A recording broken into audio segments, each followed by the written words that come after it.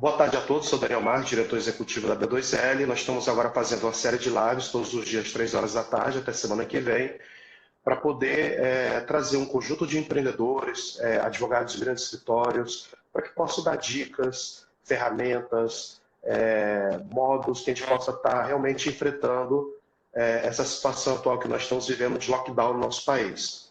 Para a live de hoje, muito obrigado. Gostaria de apresentar Eduardo Tardelli, formado em Engenharia Eletrônica pela Poli da USP, pós-graduado em Administração de Empresa pela FGV e Gestão de Projetos pela FIA. Ele também faz parte da GV Angels, é membro do conselho da B2L, então é um grande orgulho de tê-lo aí como parte do nosso conselho. Também professor MBA sobre gestão de risco, compliance, tecnologia aplicada e também sócio e diretor executivo da Apilex. Seja bem-vindo, Eduardo. Obrigado. Estamos todos aí no mesmo barco, né? Exatamente. Eduardo, conta um pouquinho da tua história. Assim, se empreender no Brasil já é difícil, empreender com tecnologia é mais difícil ainda. E aí empreender com tecnologia dentro do direito, né? Você que vem de uma área que não é do direito, como é que você caiu aí na Apilex? Como é que surgiu essa ideia? Conta um pouquinho da sua história. Então, na verdade, assim, eu sempre trabalhei com TI, né? Então, desde o início, eu me formei em engenharia, em software, e já fui programador, aí depois fui líder de projeto, e aí depois passei também por gerente de projeto por muitos anos, me certifiquei na área, etc. Sempre tocando projetos de TI, né? Enfim, passando por todas as etapas aí, né? Desde do mainframe, website, integração com mobile, aí veio toda a fase de cloud, e eu já trabalhava com gerenciamento de documentos, né? A parte de GE, Enterprise Content Management. E aí foi quando surgiu a oportunidade, né, de trabalhar com dados, Big Data, etc. Minerando o Diário Oficial, que foi uma oportunidade que a gente viu. E foi aí que tudo começou, né? Minerando o Diário Oficial, onde a gente conseguiu fazer... Só um minutinho. Meus filhos aqui, desculpa. Tranquilo, faz parte. Eles estão fazendo aqui, estão em home office aqui também. Mas assim, desculpa.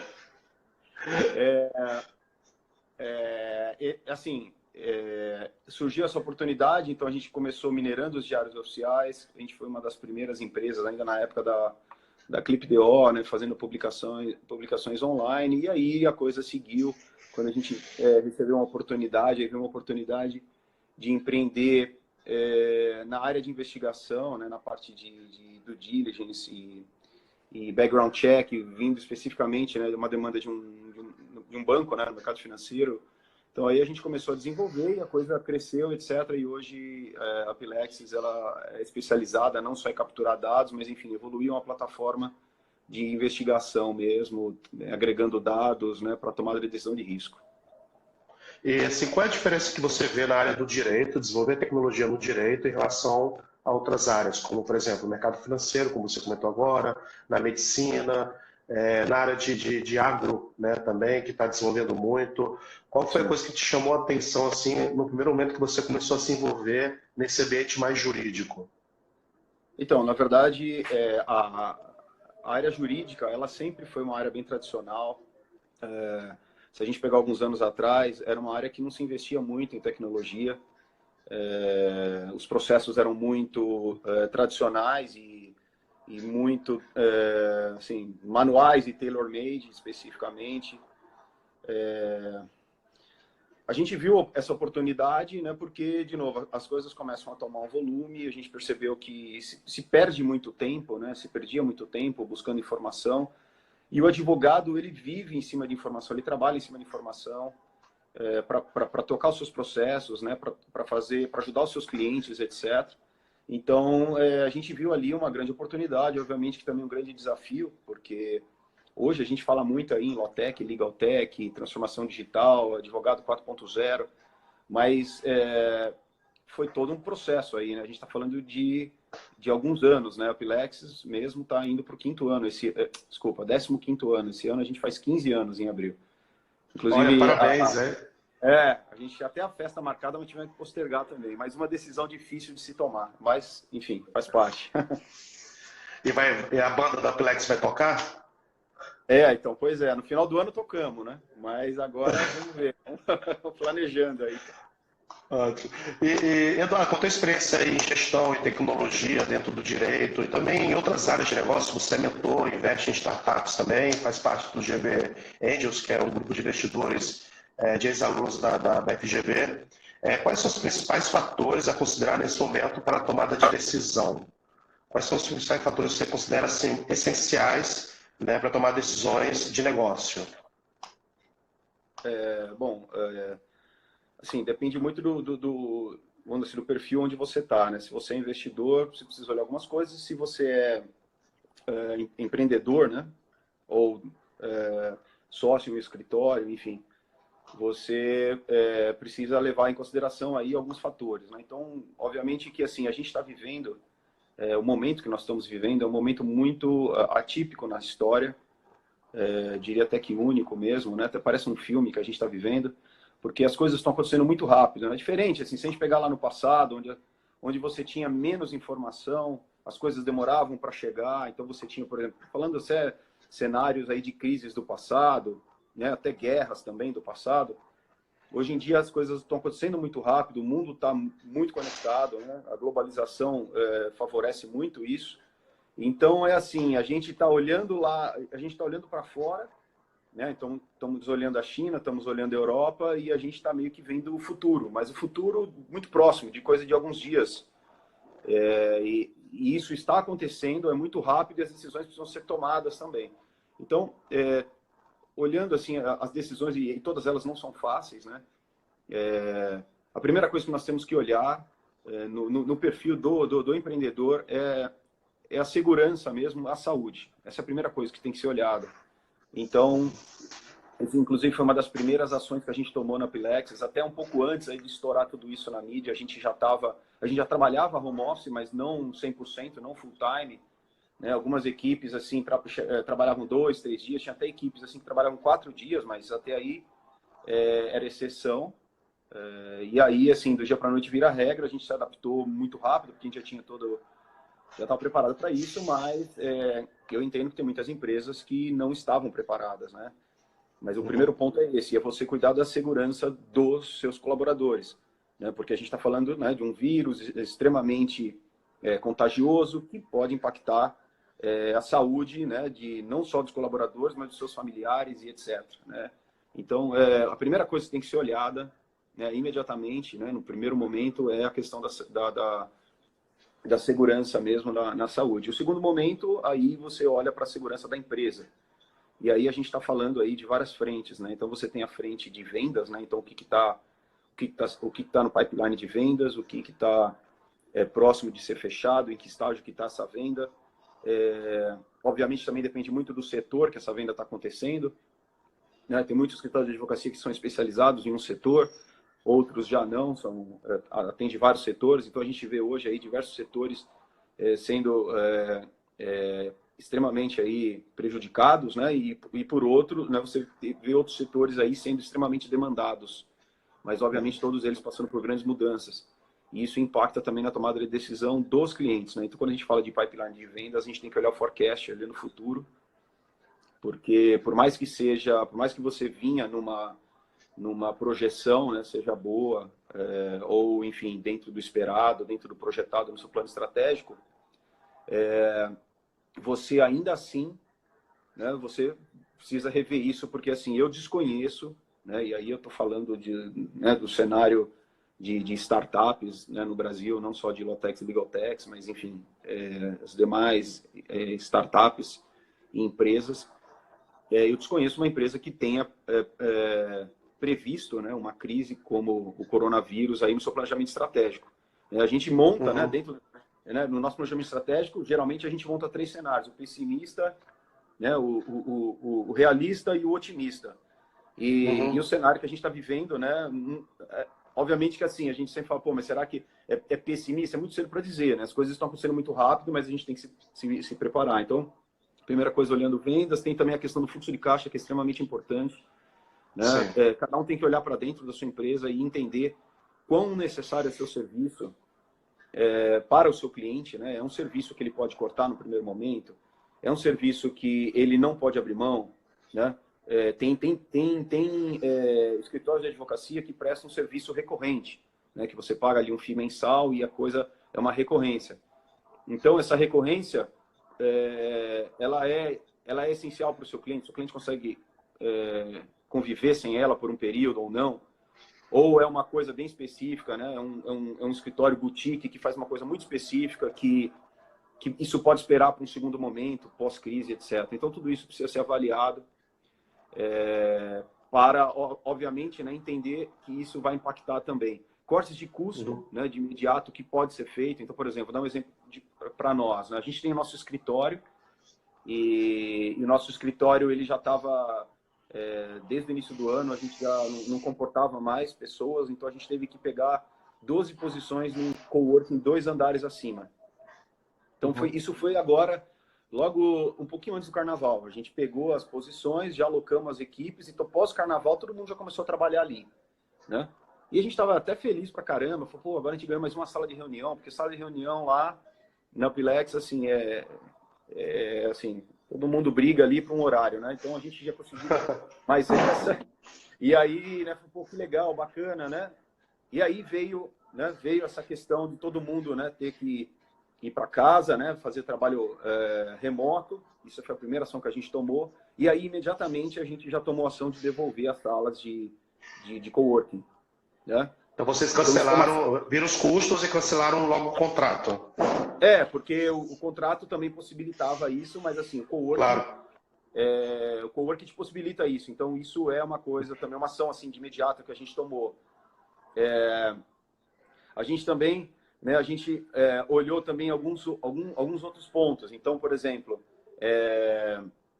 mandamos todo mundo para casa, né, todos os funcionários para casa, e no primeiro momento, né, assim, o que faltava, às vezes um ou outro não tinha ali, todos já tinham notebook, mas um ou outro ali deixava, não tinha como transportar o notebook. Então também a gente imediatamente compramos ali mochilas, etc, providenciamos tudo, né, alguns também não tinham ramal remoto, né, porque a gente tem ramal remoto também que toca no notebook de cada um, então também a gente teve que preparar isso para alguns que ainda não tinham, né? Lembrando que tinha algumas equipes que ficavam muito no office, e aí a gente teve que trabalhar isso.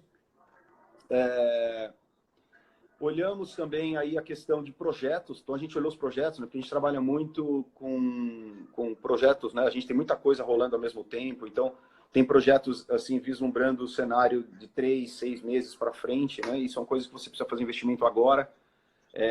E aí a gente teve que dar um stand-by. Obviamente que projetos, por exemplo, que você tem um deadline de data, como LGPD, por exemplo. Então a gente tem um projeto grande de LGPD acontecendo, com consultoria jurídica nos acompanhando e que envolve vários esforços internos da equipe. Isso a gente não parou, né? Isso continua sendo tocado remoto. Mas tinha outros projetos que a gente estava próximo também de contratar uma consultoria para nos auxiliar em outras coisas, né? Projetos de desenvolvimento mesmo, que a gente teve que postergar, porque envolvia investimentos. Uma outra coisa que a gente fez imediato também, no nosso planejamento estratégico, a gente tá projetado para a gente contratar 44 pessoas até o final do ano.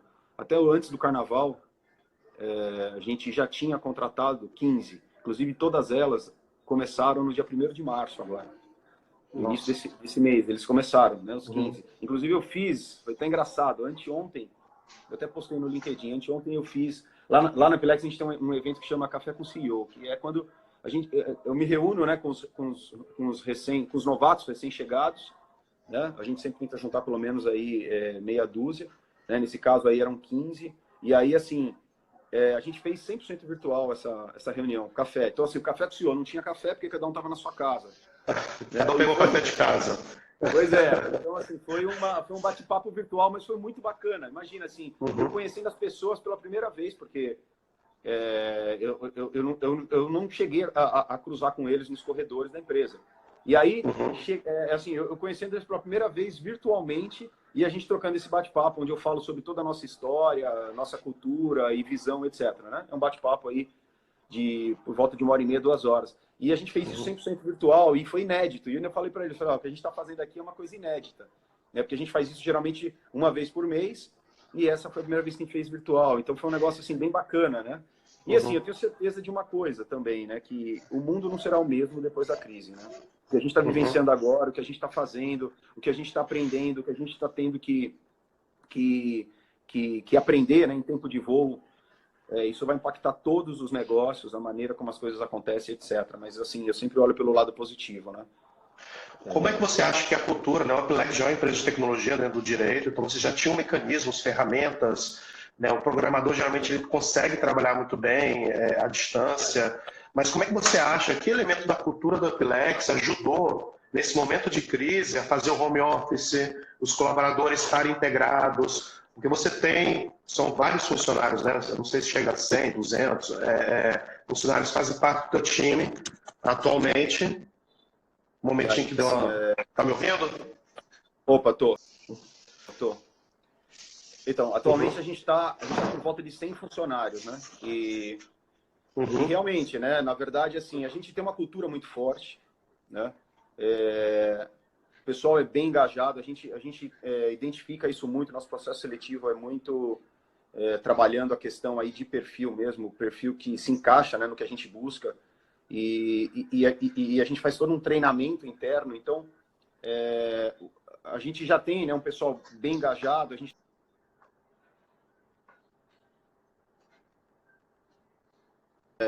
na informação, então as informações de vendas, quanto que a gente está faturando, comparando com meses anteriores, tudo isso fica 100% transparente. Então, isso mostra também engajamento, todas as equipes têm metas. Então, tudo isso a gente já tinha no escritório. Obviamente que no escritório, né, é um ambiente que todo mundo, de um jeito ou de outro, se interage. A gente tem lá a nossa sala de descompressão, né? É bem descontraído o ambiente. Então, isso, obviamente, a gente, por um período, a gente não tem, né? Porque está todo mundo na sua casa. Mas, assim, as equipes já se falavam, a gente já usava Slack, a gente já usava Hangout, muito, né? Já fazia reuniões virtuais, então uma galera local, outra galera fora.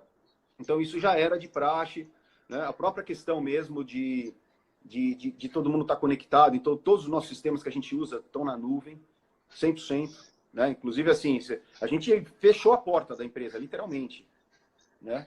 Ela está trancada, a empresa, nesse momento. Então, assim, eu não tenho, né, não tenho servidores, nada lá. A única máquina que a gente tem efetivamente lá é o firewall local ali para a rede interna, basicamente. O resto está 100% na nuvem. Então, isso facilita muito, né? E a galera continua, né? As reuniões, né? O que a gente fez olhando esse cenário de home office? A gente intensificou a comunicação. Então, isso é um ponto que foi uma coisa que a gente fez e está fazendo, né? A gente está evoluindo esse processo, mas a comunicação se intensificou muito. Então, a comunicação entre as equipes, reuniões que antes a gente tinha quinzenalmente, a gente passou a ter semanalmente. Comunicação com clientes, né? Deixando muito claro, etc. O que está acontecendo, que nada parou, que a gente continua atendendo, etc, etc. Então, a questão da comunicação, nesse momento, é muito importante, né? E a gente entende que isso tem sim que se intensificar, né? Aqui na B2L, só para colocar como exemplo também, sempre fazia pela manhã uma reunião rápida de 10, 15 minutos, né? Coordenada pela nossa diretora de operações, a Lívia, onde ela vai vendo o que cada pessoa faz, o que tem de pendência, o que tem que fazer no dia, entregar, baseado também no planejamento semanal e no nosso OKR, e é o que a gente fez. A gente está fazendo 2 reuniões por dia também, né? Justamente por causa dessa distância, a intensidade da comunicação. E é o que muitas Lautechs que eu vejo, que a gente está conversando, tem feito, os escritórios têm, intensificar essa comunicação para a tomada de decisões, né?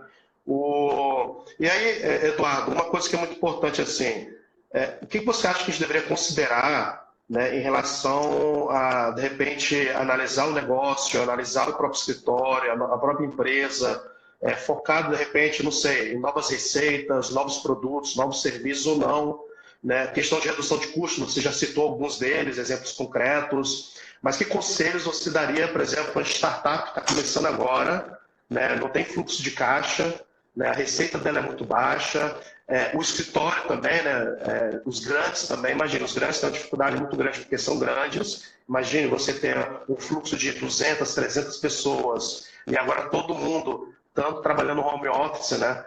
E aí você também tem um pequeno, o cliente, aquele cliente que você olhava muito olho no olho, você já não consegue olhar tanto olho no olho. Então, que conselho você dá nesse momento, você com sua experiência de empresário, de empreendedor, daria para essas pessoas? Bom,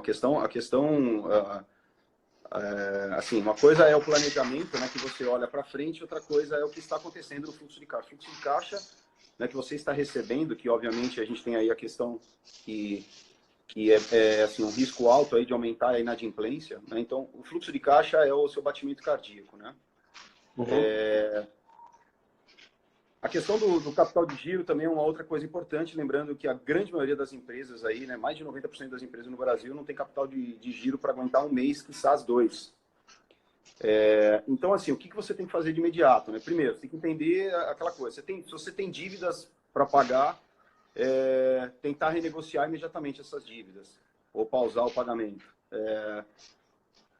Tem outras questões que você precisa olhar, que é o que eu posso cortar de gasto imediato, como comentei com vocês alguns.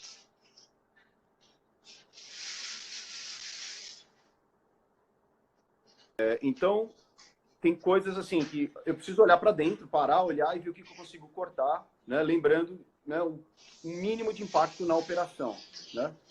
Se não der para cortar, infelizmente. E o próximo, outra coisa que precisa ser olhada é a questão de fornecedores, né? Então, eu consigo renegociar com fornecedores, eu consigo colocar em stand-by o pagamento, tudo negociável. Num momento como esse, todo mundo tem que ser flexível. E quando eu falo todo mundo, né, o próprio governo também, né, já está colocando aí várias questões aí, né? Então, suspensão de impostos por um período.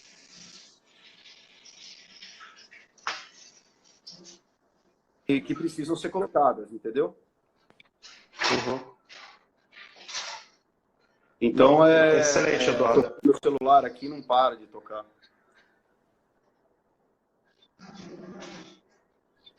Então, assim, é isso que precisa ser.